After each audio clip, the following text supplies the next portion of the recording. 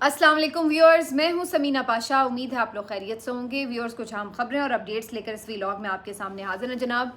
खबरें तो काफ़ी ज़्यादा थी, लेकिन उसके बाद जो इमरान खान साहब की आज जेल में गुफ्तगू हुई है मीडिया पर्सनस के साथ, वो सबसे ज़्यादा इम्पॉर्टेंट है।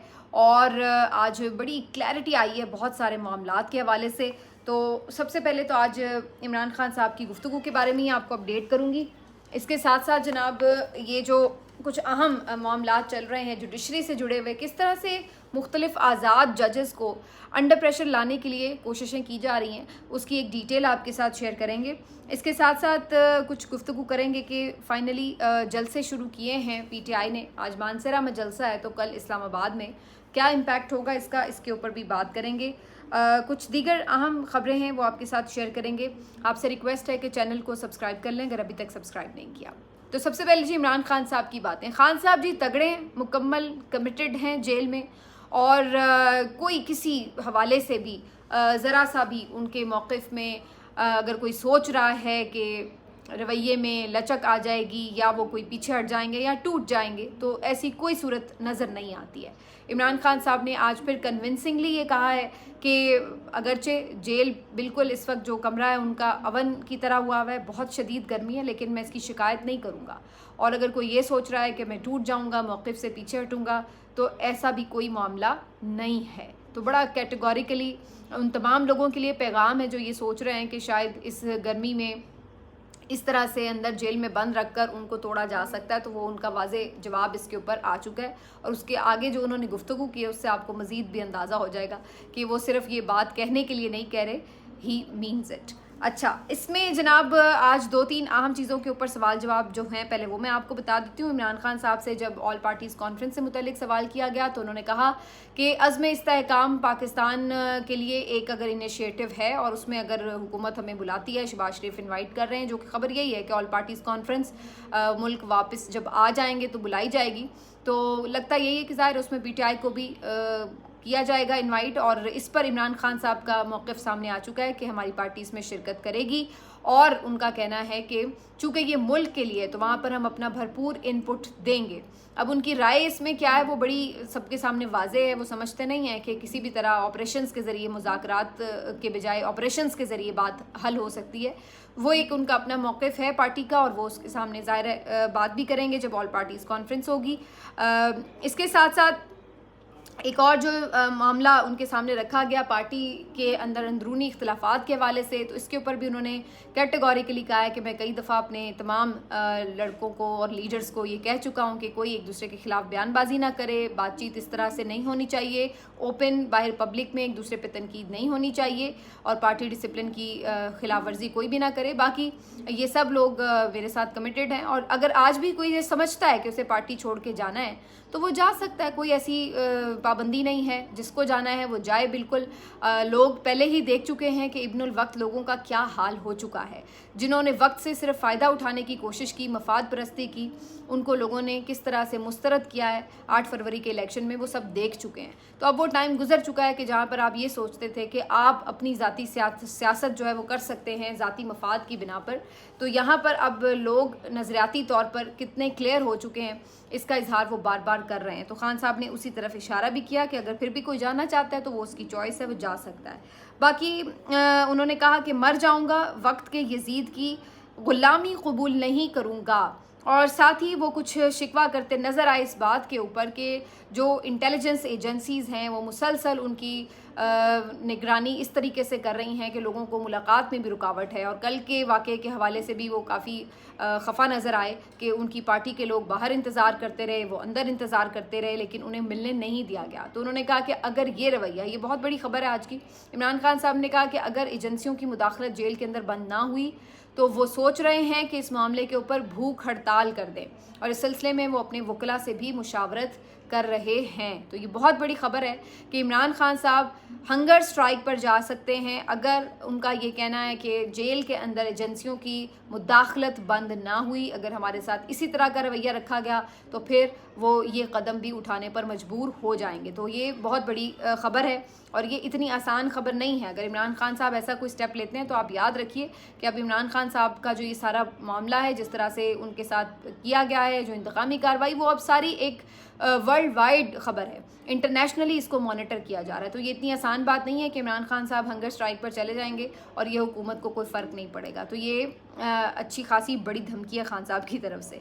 फिर जब उनसे काजी फ़ायज़ ईसा साहब से मुतालिक पूछा गया कि वो आपके हर केस में मौजूद हैं, इस पर क्या आपकी राय है, तो उन्होंने बड़ा वाज़ेह होकर और खुल कर ये बात कही कि जो आइन का आर्टिकल 25 है ये बताता है कि आपकी कोई पसंद नापसंद ज़ाती नहीं होनी चाहिए। आप ख़ास तौर पर जब केसेस सुन रहे हैं तो ये बताइए कि किस तरह ऐसा मुमकिन है कि काजी साहब हमारे हर केस में मौजूद होते हैं और फिर उसमें हर केस में वाज़े तौर पर वो हमारे ख़िलाफ़ बात कर रहे होते हैं। तो क्यों वो हर केस में हमारे साथ मौजूद हैं? हमें उनके बैठे हुए कोई उम्मीद नहीं है कि हमें इंसाफ मिलेगा।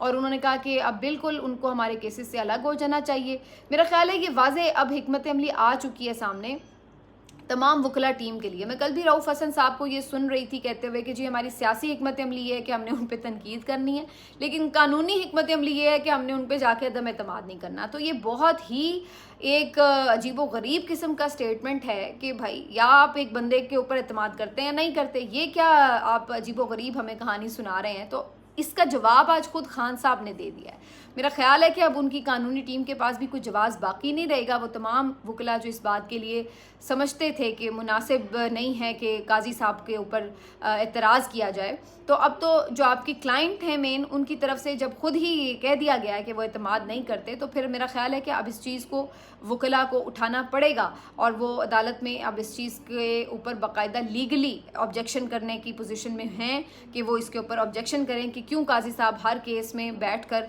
पीटीआई और इमरान खान साहब को नुकसान पहुंचाने का बाकायदा एक प्लान के तहत हिस्सा बनते हैं और वो करते हुए नज़र आ रहे होते हैं। इसके साथ साथ जनाब उन्होंने ये भी बात की है कि जी जो मुज़ाकरात की बात हो रही थी इस्टेब्लिशमेंट से, तो उन्होंने कहा इस्टेब्लिशमेंट से भी क्या बात करें, अब तो वक्त गुजर चुका है मुज़ाकरात का। मुज़ाकरात या बातचीत का वक्त था 8 फरवरी और उस वक्त ये बहुत अहम ख़बर वैसे इमरान खान साहब ने दी है, जो कि हमें सबको आइडिया तो है, लेकिन ज़ाहिर है जब इमरान खान साहब के मुँह से आप सुनते हैं तो उसकी एक अलग बात होती है। उन्होंने कहा कि वो चाहते हैं कि जब इक़्तिदार मेरे पास आए तो मैं किसी के ख़िलाफ़ कोई कार्रवाई ना करूँ, किसी पे हाथ ना डालूँ।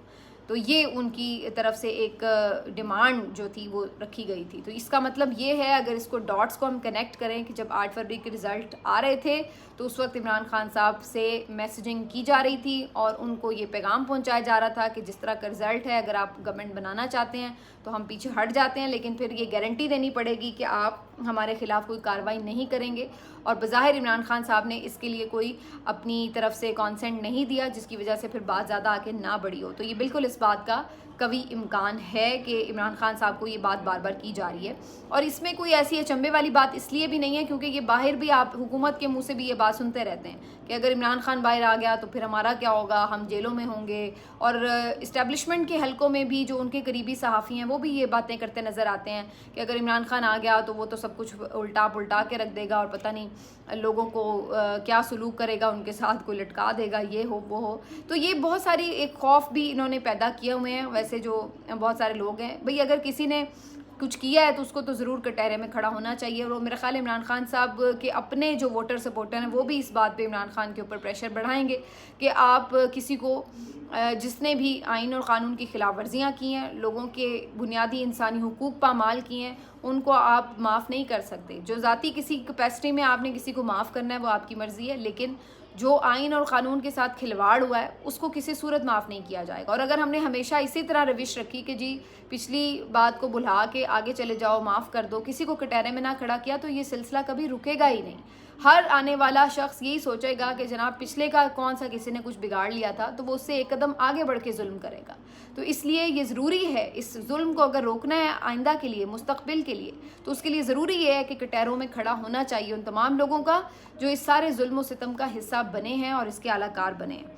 तो बहरहाल ये उस हवाले से भी फिर इमरान खान साहब ने ये जो बात थी मुज़ाकरात के हवाले से की, और उसके साथ साथ उन्होंने ये भी सारी बातचीत की है कि जो ये सारी हुकूमत है, इसके होते हुए किसी भी तरह मईशत नहीं संभल सकती। एक मुंतखब हुकूमत जिसके पास असल अवाम का मैंडेट है, सिर्फ वही सारे मामलात को संभाल सकती है। तो काफ़ी क्लैरिटी के साथ इमरान खान साहब ने जी यहाँ पर कुछ बातें कर दी हैं। अब देखना यह कि उनकी जो पार्टी है और जो उनके वकील हैं वो कैसे इन चीज़ों को लेकर चलते हैं आगे। दूसरी तरफ हम ये देख सकते हैं कि जो जलसे जुलूस है उसका सिलसिला सिलसिला कुछ थोड़ा बहुत शुरू करने की कोशिश की गई है। आज मानसरा में जलसा है पाकिस्तान तहरीक-ए-इंसाफ का, और फिर उसके बाद कल जो मेन जलसा जिसके ऊपर ज़्यादा नज़र है सबकी, वो तरनौल का जलसा है कि जहाँ पर कल के रोज़ एक बड़ा अज़ीमुश्शान इज्तिमा करने की तैयारी की जा रही है। इंतज़ामात भी कर लिए गए हैं ऑलमोस्ट, और सबको काफ़ी इसकी कैंपेन करते भी देखा जा सकता है कि इस जलसे के लिए सब शरीक हों।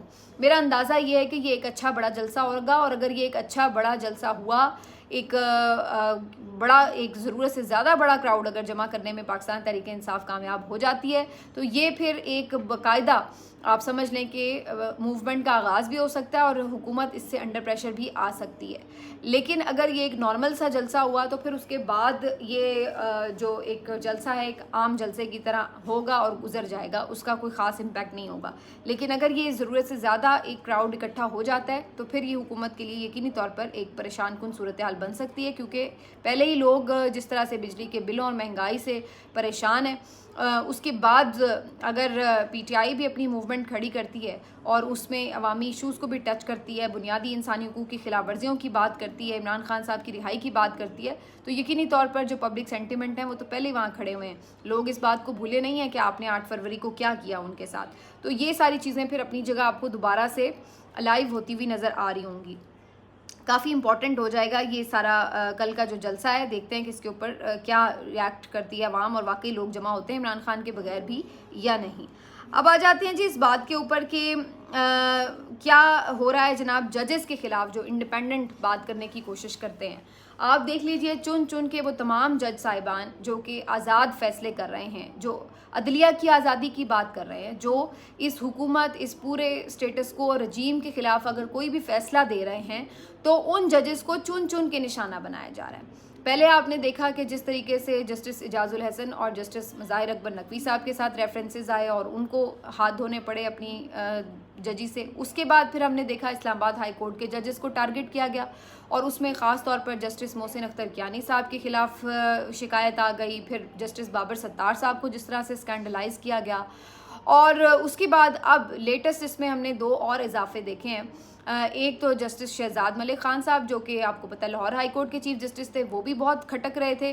तो पहले तो उन्हें वहाँ से उनके ओहदे से हटा के मंजर से हटाया गया है और साइड लाइन करने की कोशिश की गई, और उसके बाद भी अभी भी चूँकि इस बात का ख़तरा मौजूद है कि वो सुप्रीम कोर्ट में रहते हुए भी एक मुसलसल ख़तरा रहेंगे जिस भी बेंच में वो बैठेंगे, तो लिहाजा उनके ख़िलाफ़ अभी भी ये सिलसिला रुका नहीं है। तो उनके ऊपर 2 साल पुराना मुकदमा जो है, जो ख़ास तौर पर उनकी बेटी के हवाले से एक ख़बर आ रही है कि जी उनकी बेटी ने मुबैना तौर पर कोई गाड़ी चलाते हुए उसके ज़ेरे यानी गाड़ी के नीचे आके कोई शख्स जो है वो जाँ बाक हो गए।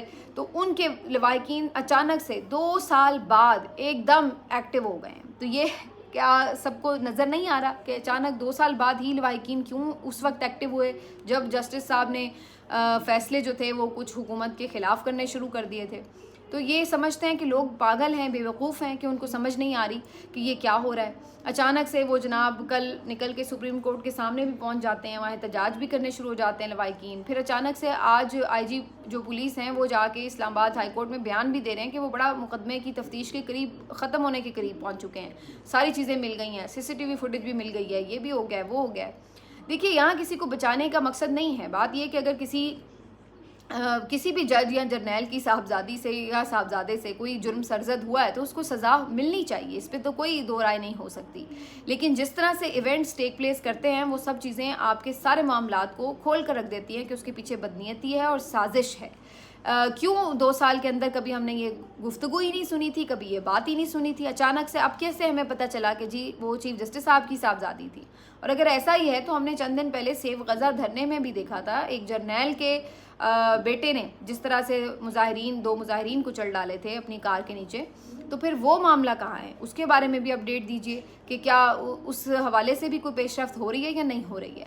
तो यहाँ पर एक जज को आपने इस टारगेट कर लिया है और उस जज को टारगेट करने का मकसद तो सबको नज़र आ रहा है। फिर उसके बाद अभी इस पे मामला ख़त्म नहीं हुआ था कि जस्टिस तारिक महमूद जहांगीरी साहब, जो कि आपको पता है इलेक्शन ट्रिब्यूनल में भी और अदरवाइज़ भी काफ़ी इंपॉर्टेंट फैसले कर रहे हैं, उनको भी अब निशाना बनाया गया और उनके ऊपर भी एक शिकायत सुप्रीम जुडिशल काउंसिल में आ गई है जनाब। और उनके लिए जो बहाना बनाया गया वो जाली डिग्री का बनाया गया।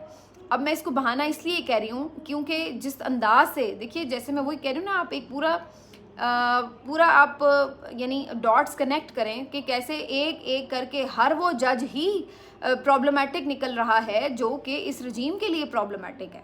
ये कैसी अजीब बात है। मतलब अगर ये सब कुछ इतना नेचुरल हो रहा होता और ये सारी चीज़ें बड़ी जेन्युइन होती तो फिर किसी ऐसा भी हो सकता था कि कोई ऐसा जज जो कि हुकूमत के साथ बिल्कुल खड़ा हुआ है शाना बशाना, उसके खिलाफ भी कुछ निकल सकता है। ऐसा ही क्यों हो रहा है कि जो हुकूमत के खिलाफ खड़ा है उसके बल्कि खिलाफ भी क्या खड़ा है। अगर कोई फैसला हुकूमत के खिलाफ दे रहा है, अगर वो इसलिए दे रहा है कि जी वो मेरिट पे बनता ही है, तो आप फ़ौरन उसको टारगेट करने लगेंगे, तो उसका मतलब है कि आप उसको स्कैंडलाइज कर रहे हैं बेसिकली, तो उसके ऊपर आप दबाव बढ़ा रहे हैं।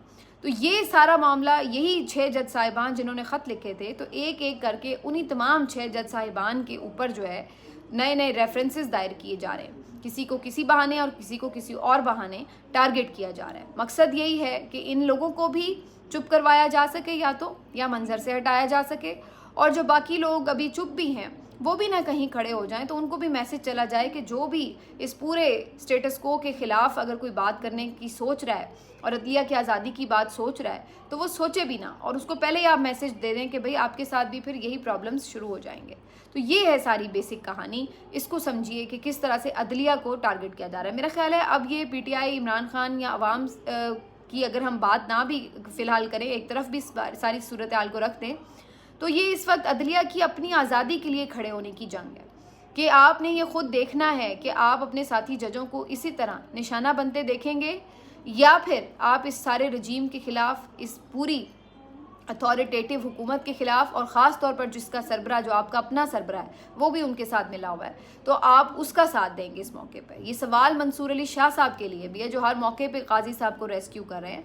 ये आपके लिए भी सवाल है कि आप अपने जज साहिबान के साथ खड़े होंगे या फिर काजी फ़ाइज़ ईसा साहब के साथ खड़े होंगे, जो कि तारीख़ के अगले कुछ आप देखिएगा महीनों में किस तरह से लोग उन्हें याद कर रहे होंगे और किस तरह से उनकी इज़्ज़त अफजाई हो रही होगी।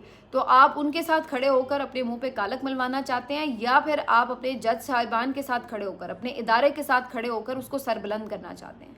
ये अब बाकी जजेस के लिए भी सोचने का वक्त है कि आप लोगों ने क्या डिसाइड करना है। क्या आप लोगों ने इसी तरह कॉम्प्रोमाइज़ होते रहना है इन लोगों के हाथों, ब्लैकमेल होते रहना है, या आप लोगों ने ये सोचा है कि आपने अदलिया की आज़ादी के लिए खड़े होना है। तो ये अब जो सारी सिचुएशन है ये बड़ी क्लैरिटी से सामने आ चुकी है। लेट्स सी कि इसके ऊपर क्या होता है। बाकी जी आज कुछ और भी मुझे चीज़ें डिस्कस करनी थी, लेकिन अब वो अगले व्लॉग में आपसे बात करेंगे। बरतानवी जो पार्लियामेंट है उसके हवाले से, वहाँ पर जो तब्दीली आ रही है और आ चुकी है ऑलमोस्ट, उसके हवाले से भी बात करेंगे, और कुछ दीगर अहम खबरें भी आपके साथ शेयर करेंगे व्लॉग में। अपना ख्याल रखिए। अल्लाह हाफ़िज़।